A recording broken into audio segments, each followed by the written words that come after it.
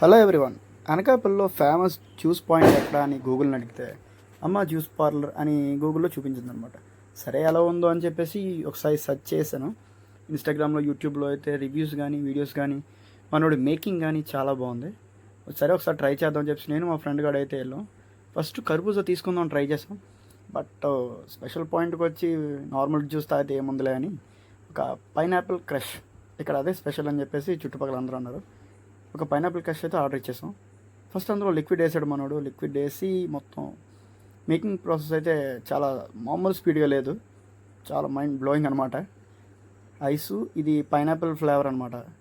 ఒక క్రష్కి 20 rupees charge చేశారు. But worth అనే చెప్పొచ్చు, చాలా రీజనబుల్గా అనిపించింది. మనోడి మేకింగ్ మాత్రం చాలా ఫాస్ట్ అంటే ఫాస్ట్. చాలా క్రౌడ్ అయితే ఉంది. ఈ క్రౌడ్ మొత్తాన్ని కవర్ చేయాలంటే మొత్తం స్పీడ్ లేకపోతే పని అవ్వదు అక్కడ. చూస్తున్నారు కదా ఎలా చేస్తున్నాడు. నిమ్మకాయలు అందులో చేసింది సగం, కిందన చాలా వరకు, కిందకి చాలా వరకు పోయింది. బట్ టేస్ట్ మాత్రం ఎలా ఉందనేది వెయిట్ చేసి చూడాలి. ఈ పెట్టిన గ్లాసులు మొత్తం దగ్గర దగ్గర చాలా పెట్టాడు. అన్ని గ్లాసులు కూడా త్వరగా అంటే త్వరగా చాలా బేక్ అయిపోయాయి. ఇంకా చూస్తున్నారు కదా మొత్తం షాపు లోపల ఎక్విప్మెంట్ అంతా వాళ్ళది రెడీగా ఉంది. సోడా లాస్ట్ ప్రాసెస్లో సోడా వేస్తున్నాడు అనమాట. అలా ప్రతి బాటిల్లో సోడా ఫిల్ చేసి గ్లాస్ పెట్టి నీట్గా తిప్పి చేస్తున్నాడు. టేస్ట్ చూడాలి మరి ఎలా ఉందో, అప్పుడు మనం దీనికి రివ్యూ రేటింగ్ అనేది ఏదనేది ప్లాన్ చేద్దాం. వావ్.